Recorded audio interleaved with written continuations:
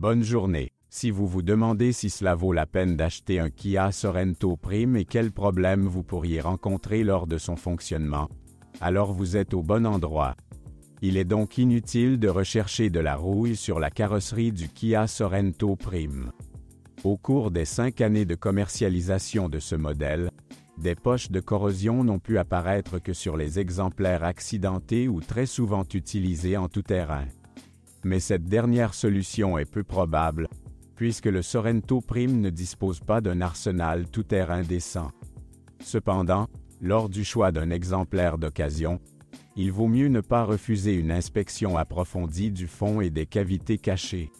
La saleté et les débris dans les cavités et les accents aigus vents cachés agissent comme un catalyseur de corrosion. Avec la qualité de la peinture, pas de surprise.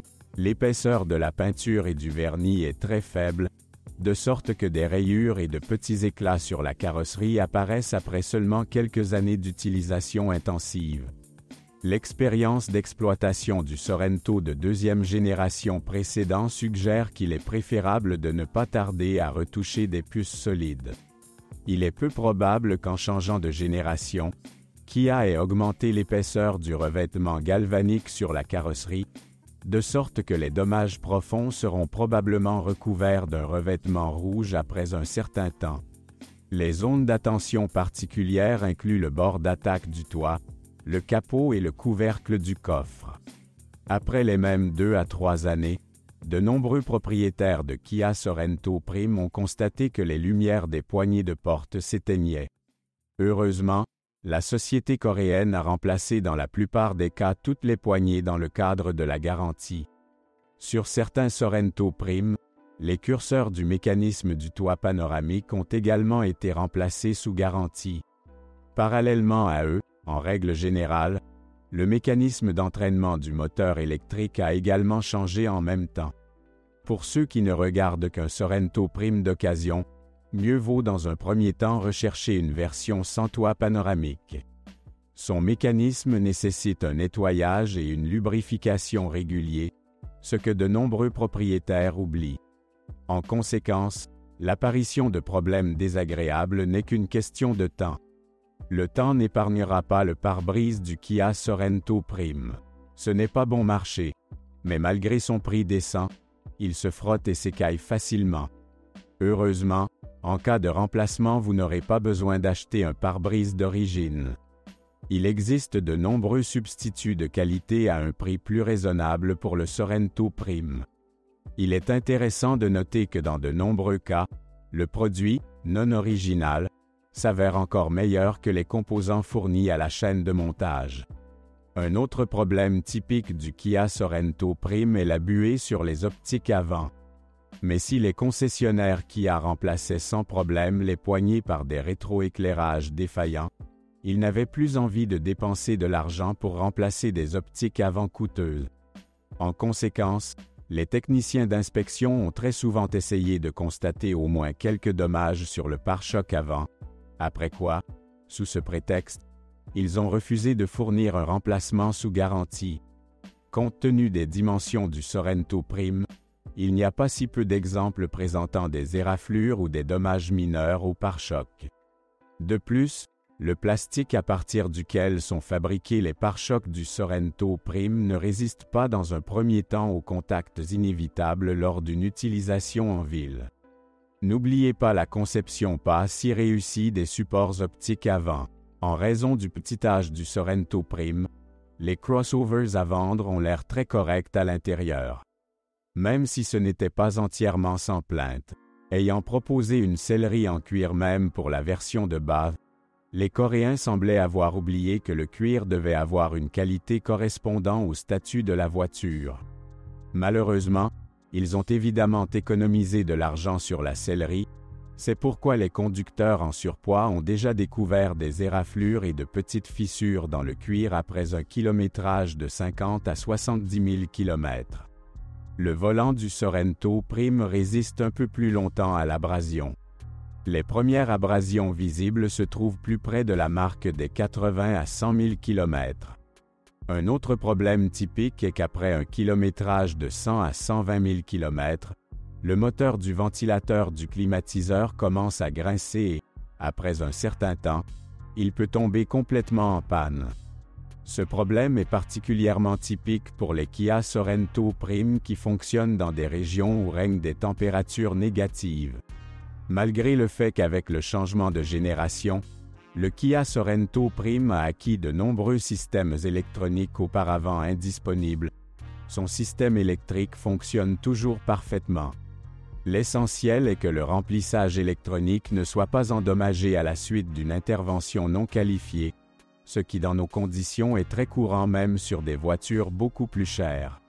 Jusqu'à présent, le Sorento Prime est exempt de problèmes électriques liés à l'âge, mais l'expérience d'exploitation de son prédécesseur suggère que lorsque vous conduisez sur 150 000 à 200 000 km, vous pouvez vous attendre à des surprises désagréables de la part du système d'entrée sans clé, du système de contrôle de la position du corps et caméra de vision arrière. Ce dernier perd progressivement son étanchéité, après quoi il commence à mal fonctionner en raison de la pénétration de l'humidité à l'intérieur. Pour la première fois sur notre marché, le Kia Sorento Prime était proposé avec un moteur diesel incontesté de 2,2 litres développant 200 chevaux. Un peu plus tard, la gamme de moteurs a été complétée par un 6 essence qui, avec un volume de 3,3 litres, développait 250 chevaux. Le moteur diesel Sorento Prime est un héritage du crossover de la génération précédente. Une augmentation de puissance de 3 chevaux et 20 Nm de couple lors du changement de génération ne peut être constatée que sur le papier. Il ne faut pas s'attendre à de sérieux progrès en matière de fiabilité. Un moteur diesel, contrairement au moteur à essence, n'a pas de problème d'éraflure, mais même sans eux, il y a suffisamment de problèmes. Tout d'abord, sans les injecteurs les plus performants, c'est pourquoi le système de carburant 2.2 CRDI D4HB peut difficilement être qualifié d'idéalement adapté à nos conditions de fonctionnement. Un autre point faible d'un moteur diesel est la vanne EGR, qui s'encrasse beaucoup à mesure que le kilométrage augmente, après quoi elle commence à se bloquer en position ouverte. Cela entraîne à son tour un colmatage progressif du collecteur d'admission. La durée de vie de la chaîne de distribution de gaz sur un moteur diesel est de 100 à 150 000 km. Lors du remplacement d'une chaîne, vous devez également mettre à jour le tendeur hydraulique. Si cette dernière cesse de remplir ses fonctions, cela entraînera un saut de chaîne au démarrage du moteur. Sur les Sorento Prime diesel qui fonctionnent souvent sous des charges élevées, un appétit pour le pétrole apparaît progressivement. Au fil du temps, en raison de la surchauffe des pistons et des segments coincés, la consommation d'huile ne fait qu'augmenter. Heureusement, la situation est relativement rare, puisque la plupart des propriétaires de Sorento Prime conduisent leur voiture tranquillement et essaient de ne pas la surcharger. Cependant, cela ne signifie pas qu'un diagnostic moteur approfondi lors de l'achat d'un Sorento Prime diesel sera superflu. La turbine 2.2 CRDI D4HB est réputée pour sa fiabilité. Mais il est important de comprendre qu'il fonctionne souvent sous des charges très élevées. Il faut donc lui laisser le temps de refroidir après chaque voyage. C'est encore mieux si la voiture est équipée d'une minuterie turbo ou d'une pompe électrique dans le système de refroidissement. Les problèmes mineurs incluent des fuites à travers le couvercle de valve en plastique. À propos, ils indiquent un kilométrage très élevé de la voiture, car, en règle générale, ils ne surviennent qu'après un parcours de 200 à 220 000 km. Au fil des années, il faudra faire attention au système d'admission. En raison de la charge vibratoire traditionnellement élevée d'un groupe motopropulseur diesel, les connexions de celui-ci sont progressivement rompues. La situation est particulièrement aggravée au moment où les supports moteurs tombent finalement en panne, après quoi ces derniers commencent à fonctionner avec des vibrations encore plus importantes. En 2017, le groupe motopropulseur de base du Kia Sorento Prime était un 4 cylindres essence 2,4 GDI de 188 chevaux. Ce moteur, appartenant à la famille Theta 2, a été introduit en 2009, mais, malgré son âge considérable, au moment de son apparition sur le Sorento Prime, il ne parvenait pas à se débarrasser de ses faiblesses. Malheureusement, il est quasiment impossible de prédire la durée de vie d'un 2.4 GDI avant une révision majeure dans nos conditions. Les propriétaires du Sorento Prime n'ont pas encore réussi à parcourir moins de 300 000 km, mais les propriétaires du Sorento de deuxième génération avec le même moteur ont parfois réussi à le faire. Mais c'est plutôt une exception. Beaucoup plus souvent, les propriétaires d'un crossover coréen équipé d'un moteur de 2,4 litres ont rencontré l'apparition d'éraflures même après un kilométrage de 80 à 100 000 km. Souvent, après quelques dizaines de milliers de kilomètres, le groupe motopropulseur nécessitait des réparations majeures. Le pire, c'est qu'il n'y a toujours pas de consensus sur la formation précoce d'éraflures. Le catalyseur du moteur 2.4 GDI est relativement faible, il commence donc à prendre la poussière assez tôt.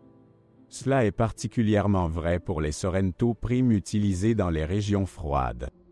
Parfois, des marques sur les parois des cylindres commencent à être visibles après un kilométrage de 30 000 km. Au bout de 100 000 km, les dommages causés aux parois des cylindres se stabilisent, après quoi ils cessent souvent de croître. Dans le même temps, le moteur commence à consommer de l'huile, c'est pourquoi les propriétaires inattentifs fonctionnent souvent en mode manque d'huile. Une autre raison possible de la formation de rayures est une éventuelle surchauffe des pistons, provoquée par le manque de buse de refroidissement d'huile dans la conception du moteur de 2,4 litres. De plus, la surchauffe du moteur lui-même se traduit par l'apparition de cognements de pistons lorsque le moteur est froid et par une augmentation de l'appétit en huile. Malgré les caractéristiques peu agréables du moteur 2.4 GDI, il ne faut surtout pas y renoncer. Il est beaucoup plus conseillé d'effectuer un diagnostic approfondi lors de l'inspection de la voiture. Grâce à l'endoscopie, vous pouvez facilement vérifier que le moteur ne présente pas de dommages critiques aux parois des cylindres. Une règle importante: le moteur de 2,4 litres doit être réchauffé avant de rouler. N'oubliez pas que le 2.4 GDI n'aime pas lésiner sur l'huile et les filtres de qualité. De plus, il vaut la peine de changer l'huile et le filtre tous les 7 à 8 000 km. Dans une certaine mesure, l'utilisation d'huile à faible viscosité contribue à protéger le moteur de l'apparition prématurée de éraflures, mais il ne faut pas s'y fier entièrement. Surtout si le Sorento Prime sera utilisé dans des régions chaudes. Dans ce cas, le propriétaire ne doit surtout pas oublier que les radiateurs du système de refroidissement du moteur de 2,4 litres nécessitent un lavage dès les premiers signes d'une violation du régime de température du moteur. Fait intéressant, après une refonte majeure du moteur 2.4 GDI, le problème des éraflures sur les cylindres ne se pose plus. Apparemment, cela est dû au fait que les jeux sur les groupes de pistons non d'origine sont initialement légèrement inférieurs à ceux d'usine. De plus, il existe une opinion selon laquelle le matériau d'origine à partir duquel les chemises de cylindre ont été fabriquées est de qualité inférieure à celui utilisé lors de la réparation du groupe motopropulseur. Il est très important que la réparation du moteur de 2,4 litres soit maîtrisée depuis longtemps et soit généralement considérée comme peu coûteuse. Il n'y aura aucun problème avec un entretien régulier. Par exemple, l'entraînement par chaîne du mécanisme de distribution de gaz est assez bon marché et change à des intervalles de 150 à 170 000 km. Quant au 6 essence de 3,3 litres développant 250 chevaux, il n'y a aucune plainte à son sujet. Ceci est tout à fait attendu, car le degré de suralimentation du groupe motopropulseur atmosphérique est faible et ce moteur ne présente aucun défaut de conception évident. Après restylage en 2017, le Kia Sorento Prime a commencé à être équipé d'un autre moteur 6 cylindres d'un volume de 3,5 litres. Il est trop tôt pour juger des défauts du V6 de la famille Lambda, car depuis 2 ans qu'il est installé sur le crossover coréen, ses propriétaires n'ont pas réussi à accumuler un kilométrage décent. Avant le restylage, le crossover coréen était équipé d'une transmission automatique à 6 rapports. Après modernisation, elle a cédé la place à une transmission automatique à 8 rapports. Seules les versions de base du Sorento Prime avec le moteur 2.4 GDI et après restylage étaient encore équipées d'une transmission à 6 vitesses, qui ne différait de la boîte d'avant restylage que par le convertisseur de couple modifié. Il n'y a aucune plainte concernant la boîte de vitesse à 6 rapports de production propre à Kia, Hyundai. Sous réserve de changer l'huile de transmission, une transmission automatique à 6 vitesses peut durer au moins 250 à 300 000 km avant des réparations majeures. Si vous conduisez constamment de manière agressive, il y aura plus de problèmes et ils commenceront plus tôt. Par exemple, la conduite active tue les garnitures de verrouillage du convertisseur de couple déjà après un kilométrage de 150 à 180 000 km. Si vous lésinez sur le remplacement de l'huile de transmission et la changer de manière irrégulière, vous devriez bientôt vous attendre à une défaillance des solénoïdes linéaires du corps de vanne. Quant aux pannes mineures de la boîte de vitesse à 6 rapports, il s'agit notamment de capteurs de vitesse encrassés. À mesure que le kilométrage augmente, les propriétaires rencontreront probablement des pannes de câblage, mais des problèmes plus graves ne surviendront probablement pas. Malheureusement, on ne peut pas en dire autant de la transmission automatique à 8 rapports.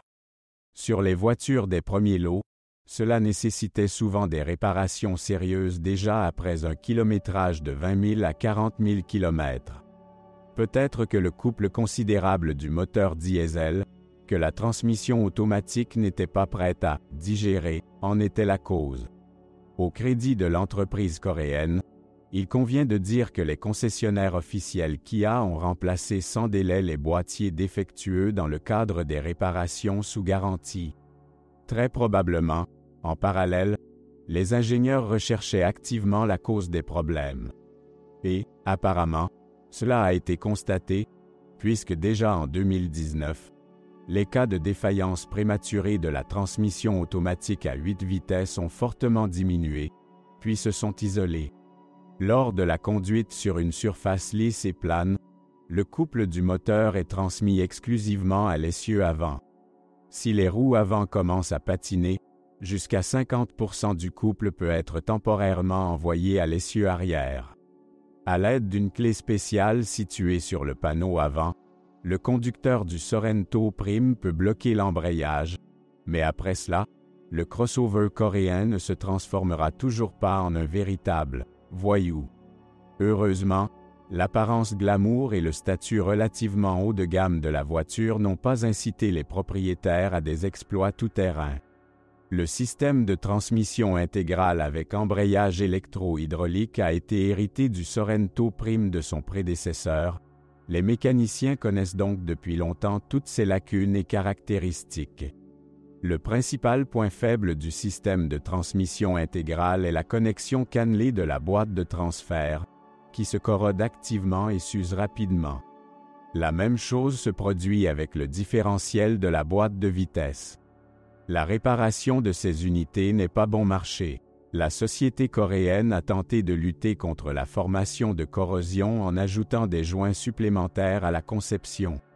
Ces derniers étaient censés protéger le joint cannelé de l'humidité et de la saleté, mais ils ne pouvaient pas le faire pleinement. De plus, il s'est avéré plus tard que la quantité de lubrifiant ajouté lors du montage était insuffisante. Connaissant ce point faible, les mécaniciens spécialisés proposent de faire ce qu'on appelle la prévention de la transmission intégrale. Cette dernière consiste à démonter la boîte de transfert, après quoi elle est nettoyée de la saleté et de la rouille et ses cannelures sont lubrifiées. Une autre chose est que la plupart des propriétaires d'un crossover coréen ne sont pas prêts à débourser pour cette procédure. Quant à la casse du panier de transmission intégrale, dont on parle sur les forums spécialisés, en fait ce problème est actuellement isolé. Cette maladie affecte principalement les propriétaires de Santa Fe équipés d'un groupe motopropulseur diesel. La suspension avant du Kia Sorento Prime utilise un design McPherson. À l'arrière, les ingénieurs ont utilisé une conception multibras avec des bras de commande inférieurs doubles. Il est peu probable que les réglages de suspension du Sorento Prime déçoivent. En termes de maniabilité et de confort, le crossover coréen est prêt à rivaliser avec de nombreux modèles beaucoup plus chers. Il n'y a également aucune plainte concernant la fiabilité. La durée de vie des jambes de force stabilisatrices avant, selon les conditions de fonctionnement, varie de 50 000 à 90 000 km. Les jambes de force stabilisatrices arrière peuvent supporter environ 100 000 km. Les blocs silencieux des leviers peuvent supporter les mêmes 100 000 km. Les rotules peuvent durer jusqu'à 120 000 km. Les amortisseurs arrière ne peuvent pas se vanter d'une telle durabilité. Selon la qualité des routes sur lesquelles le crossover coréen doit circuler, ils peuvent parcourir entre 60 000 et 100 000 km.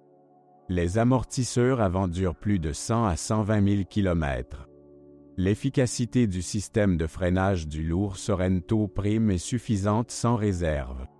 Il n'y a aucun problème avec un freinage unique, mais avec plusieurs décélérations intenses consécutives, les disques peuvent provoquer une surchauffe. Le Kia Sorento Prime n'est pas sans défaut technique, mais en raison du petit âge du modèle, beaucoup d'entre eux n'ont pas encore eu le temps de se manifester pleinement. D'autre part, avec le changement de génération, les Coréens ont révolutionné le design automobile, mais en travaillant sur la partie technique, ils se sont limités à l'évolution. Le Sorento Prime ne présentera donc pas de mauvaises surprises imprévues. Vous n'avez pas non plus à vous soucier du coût des réparations et de l'entretien. Malgré la tentative de Kia de pénétrer dans la classe Premium, celle-ci est restée à un niveau tout à fait acceptable. Si vous êtes propriétaire, assurez-vous de laisser un commentaire sur cette voiture. Votre avis aidera certainement les autres à choisir une voiture.